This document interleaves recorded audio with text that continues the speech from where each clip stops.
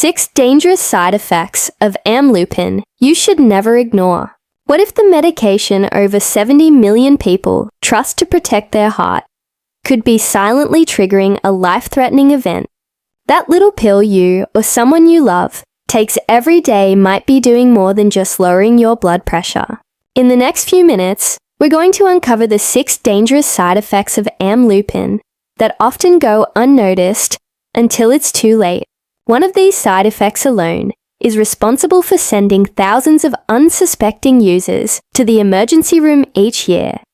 You've probably already heard about the common side effects.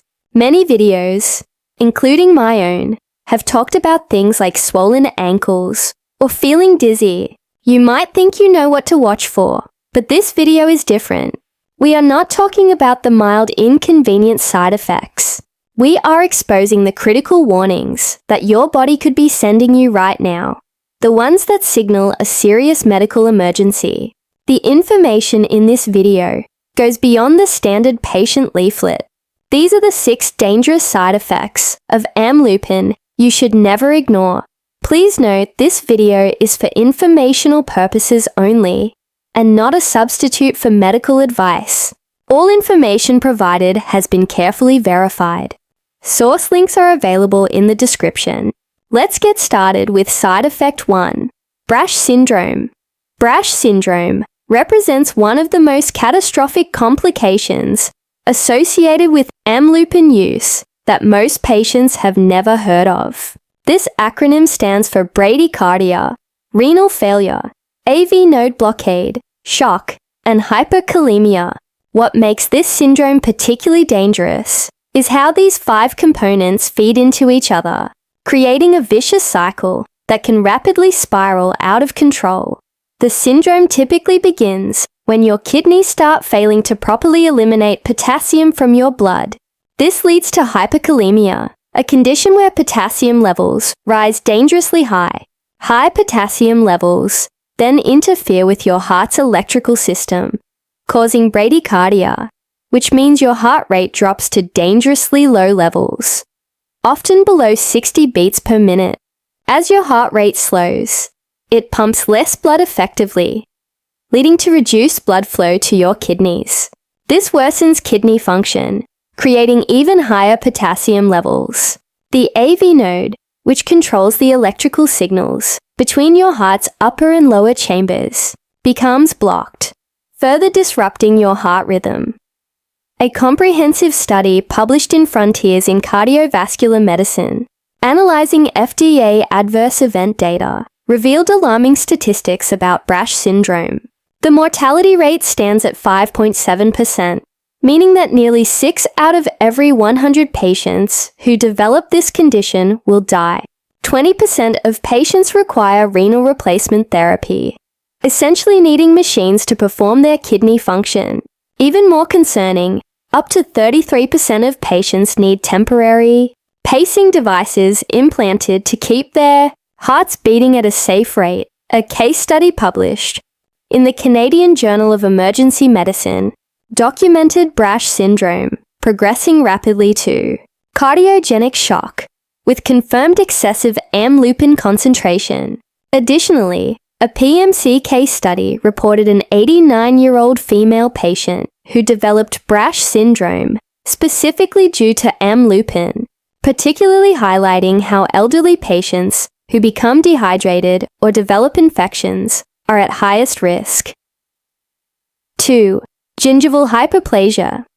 Amlodipine-induced gingival hyperplasia is a condition where your gum tissue grows excessively, creating serious oral health complications that extend far beyond cosmetic concerns. This condition affects between 1.7 and 3.3% of Amlodipine users, which may seem small, but represents thousands of patients experiencing significant oral dysfunction. What's particularly concerning is that this condition can develop at doses as low as 5 mg daily within just 6 months of starting treatment. This contradicts earlier medical beliefs that only higher doses cause this problem. The hyperplasia typically begins as firm nodular enlargement of the interdental papilla which is the triangular piece of gum tissue between your teeth. A groundbreaking study published in Pharmaceuticals Journal in 2024, titled Novel Insights into Amlodipine-Induced Gingival Enlargement, a Clinical and Molecular Perspective, identified a striking gender difference in this condition. Men are 3.3 times more likely to develop gingival hyperplasia than women, though the exact biological mechanism behind this disparity remains unclear. The enlarged gum tissue usually appears within 3 months of starting amlodipine therapy. The same molecular research, published in Pharmaceuticals Journal, uncovered specific cytokine profiles and growth factor expressions associated with this condition. These inflammatory molecules trigger excessive collagen production in gum tissue, leading to the characteristic overgrowth. Multiple case studies published in PMC have documented how the enlarged gums can cause significant functional problems, including difficulty maintaining proper oral hygiene, problems with eating and chewing, and speech difficulties. Perhaps most troubling is that the hyperplasia may not fully resolve even after discontinuing amlodipine. Research published in the Journal of Clinical and Scientific Research demonstrates that some patients require surgical intervention called gingivectomy to remove the excess tissue. The persistence of this condition after stopping the medication suggests that amlodipine may cause permanent changes to the cellular structure of gum tissue, highlighting the importance of early detection and intervention. 3. Acute kidney injury and nephrotoxicity. While amlodipine generally protects kidney function at normal therapeutic doses, acute kidney injury can occur under specific circumstances, particularly during overdose situations or when combined with other medications that stress the kidneys. Acute kidney injury means your kidneys suddenly stop filtering waste products from your blood effectively, leading to a dangerous buildup of toxins. The StatPearls Comprehensive Review, published by NCBI, details how amlodipine, despite its renoprotective effects at therapeutic doses, can cause severe complications in overdose scenarios. Research published in the European Journal of Clinical Pharmacology has documented cases of oliguric acute kidney injury following amlodipine intoxication. Oliguria means producing less than 400 milliliters of urine per day, which is significantly below the normal 1,200 to 1,500 milliliters. This dramatic reduction in urine output indicates severe kidney dysfunction and requires immediate medical intervention. The mechanism behind amlodipine-induced kidney injury relates to severe hypertension and reduced renal perfusion. When blood pressure drops too low, your kidneys don't receive adequate blood flow to function properly. The kidneys require consistent blood pressure to filter waste products effectively through millions of tiny filtering units called nephrons. Studies published in pharmacokinetic research have shown that while therapeutic doses of amlodipine may actually protect kidney function by reducing blood pressure and decreasing strain on kidney blood vessels, overdose scenarios can lead to severe renal complications, requiring intensive management. The kidney injury appears to be dose-dependent, meaning higher concentrations of the drug increase the risk of kidney damage. Patients who develop amlodipine-induced acute kidney injury may require dialysis to remove toxins from their blood until kidney function recovers. Recovery can take weeks to months, and some patients may experience permanent reduction in kidney function. Early signs include decreased urine output, swelling in legs and ankles, fatigue and confusion as toxins accumulate in the bloodstream. 4. Stevens-Johnson syndrome.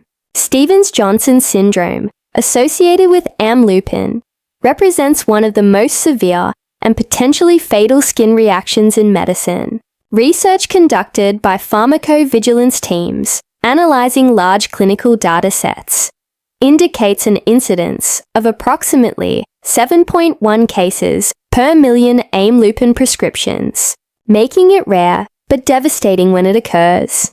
SJS is a severe immune-mediated reaction that causes widespread skin and mucous membrane damage. The syndrome begins with what appears to be a flu-like illness, including fever, sore throat, and general malaise. Within days, characteristic skin lesions appear, starting as red patches that develop into blisters and begin peeling away in sheets. The condition affects not just external skin, but also mucous membranes lining the mouth, eyes, genitals, and respiratory tract. Studies published in dermatology literature by researchers, including Mockenhop and colleagues in the European Journal of Clinical Pharmacology, have established that SJS has a mortality rate of 5 to 10%. Its more severe form, toxic epidermal necrolysis, carries a mortality rate of up to 50%. Death typically results from complications, including severe dehydration, sepsis from secondary bacterial infections, pneumonia from respiratory tract involvement, and multiple organ failure. The condition progresses rapidly, often within 24 to 48 hours of the first skin manifestations. Patients experience excruciating pain as large areas of skin literally separate from underlying tissue. The loss of skin barrier function leads to massive fluid loss, similar to severe burn injuries, requiring intensive care management with fluid replacement and infection prevention. Research published in drug safety journals emphasizes that early recognition is crucial because stopping amlodipine immediately may prevent progression to more severe forms. Warning signs include sudden onset of fever with skin redness, blistering around the mouth or eyes, and painful skin that feels tender to touch. The condition requires immediate hospitalization in specialized burn units or intensive care facilities, where patients receive supportive care, including wound management, fluid replacement, and careful monitoring for complications. 5. Thrombocytopenia.